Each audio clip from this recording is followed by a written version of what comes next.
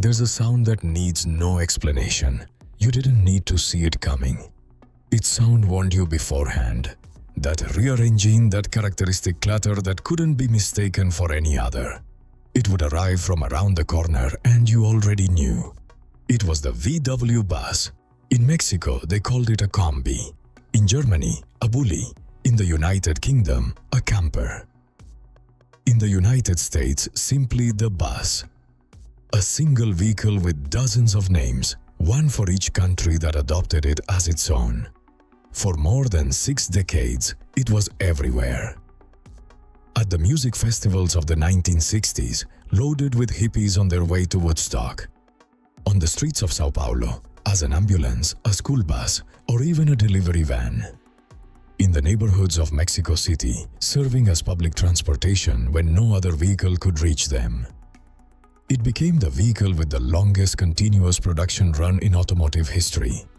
And on December 31st, 2013, the last unit rolled off the assembly line in Brazil. The line stopped. The workers shut down the machines. They gathered their belongings, and the longest-running vehicle in history ceased production forever. What no one mentions is that Volkswagen could have saved it, and chose not to. Welcome to Autoledger. In the next few minutes, you'll discover how a sketch scribbled in a notebook in 1947 became one of the most recognizable cultural icons of the 20th century. You'll understand why a vehicle that survived wars, economic crises, and decades of technological change couldn't survive a decision made in a boardroom. And you'll discover that behind the official reason Volkswagen gave publicly, there was another reason that no one mentioned in the press releases. As is so often the case in the automotive industry, regulations were the excuse. Profitability was the decision. It all started in 1947 when a Dutch importer named Ben Pon visited the Volkswagen factory. He had gone there to buy Beetles, but what he saw inside the plant gave him a completely different idea. Workers were moving parts with small makeshift vehicles built on Beetle chassis. Pon opened his notebook and drew a box on wheels, with the engine in the back and the driver in the front, making the most of the available space. That simple sketch would eventually become the Volkswagen Kombi. 2 years later, Volkswagen turned that idea into reality. On November 12, 1949, the first unit rolled off the assembly line. It seemed like the start of just another project. It wasn't. From the beginning, the VW bus was a vehicle unlike any other. The VW bus didn't have a single ideal owner. It was bought by the plumber who needed to transport tools. It was bought by the large family who couldn't fit in a car. It was bought by the town hall to use as an ambulance, by the school to use as a bus, by the hippie who wanted to live in it. Nobody designed it to be an icon. It simply served every purpose. In Europe, it was the go-to vehicle for craftspeople, plumbers, photographers, and musicians who needed to transport equipment. But the most incredible thing was yet to come. In the 1960s, it became the symbol of an entire generation that rejected consumerism and embraced freedom of movement. Images from Woodstock in 1969 are full of VW buses parked in the mud, decorated with flowers and peace messages. Bob Dylan and the Beach Boys posed next to them for album covers that became iconic. Its influence reached far beyond what most people imagine. Steve Jobs sold his VW bus in the early 1970s to raise the money he needed to finance one of his first computers. The Apple founder paid for his early career with a VW bus. That's what the VW bus was. It no longer belonged to Volkswagen. It belonged to millions of people. During the 1950s and 60s, the VW bus dominated a market segment it had practically invented. It had no direct competitors. American manufacturers took years to react. The Ford Econoline and the Dodge A100 arrived in 1961, more than a decade later. In Europe, the Renault Estafette tried to compete in 1959 without much success. No one had ever thought before of a cargo vehicle with the driver sitting over the front axle, without a hood with the entire cargo area available for cargo or passengers. In Brazil, where production began on September 2, 1957, demand was immediate and sustained. In the first 4 years, Volkswagen Brazil sold more than 41,000 units, and it continued to grow. The Brazilian VW bus became an ambulance, a police car, a mobile library, a fire truck, a television van, a shared taxi. Every institution, every profession, every need found a solution in it. By the mid-1970s, more than 6 million units had rolled off the assembly lines of Volkswagen factories worldwide. It was the longest-running continuously produced model in automotive history. A record that no one could dispute because no one had ever managed to keep the same design in production for so long. It seemed indestructible. But there was a problem that had been silently building for years. The design that made the Kombi so efficient was precisely the same design that made it a dangerous vehicle. The driver was positioned directly over the front axle with nothing in front to absorb an impact. In the 1950s and 60s, that didn't matter much. Passive safety standards were practically non-existent. No one demanded crumple zones, airbags, or impact-absorbing structures. Cars were sold for what they could do, not for what they could withstand in a crash. But the world changed. From the 1970s onward, governments in Europe and the United States began to progressively tighten safety regulations. And each new regulation that came into effect put Volkswagen in an increasingly awkward position with the Kombi. The problem wasn't the engine, it wasn't the mechanics, it was the geometry. Bainpont's original design, which had been the vehicle's greatest strength, had also become its greatest vulnerability. To incorporate a frontal crumple zone that met the new standards, Volkswagen would have had to redesign the vehicle from scratch. And that was the question no one wanted to answer. Was it worth it? The answer came in stages and in different countries over almost 4 decades. The first to close was the European market. Production in Germany ended in 1979. When the continent's safety standards made maintaining the original design unsustainable. Volkswagen launched the third generation of the Transporter, the T3, with a completely different design. Front engine, frontal crumple zone, everything the regulations required. In the United States, they called it the Vanagon. It was a good vehicle, but it was no longer the Kombi. The North American market followed suit shortly after. And so, gradually and almost silently, the original Kombi retreated to the only markets where regulations still allowed its existence. Mexico was one of them for years, and Brazil was the last. But here's something that almost no one knows about. In Brazil, the Kombi didn't just survive, it thrived. The São Bernardo do Campo plant was still producing 97 units a day in 2009.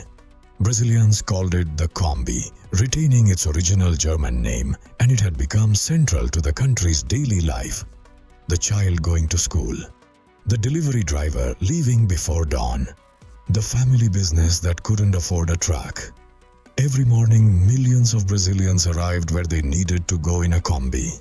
The connection was so deep that Brazilians themselves had given it a nickname that said it all: Jesus me chama.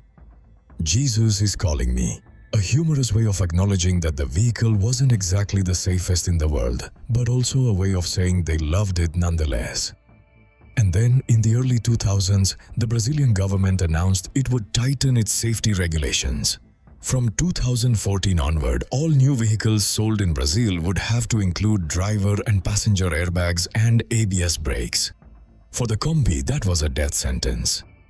Volkswagen Brazil studied the options. Product Development Director Egon Feichter was blunt in an interview with Autocar magazine. To meet the new requirements, the Kombi would have to become a new car. And that simply wasn't economically viable.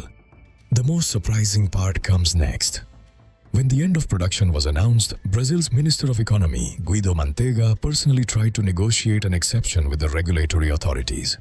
He argued that the Kombi was a unique case, that there wasn't enough physical space to install an airbag in its structure without completely redesigning it, and that it deserved a special treatment. He didn't succeed. On December 31, 2013, the last Kombi rolled off the assembly line in São Bernardo do Campo.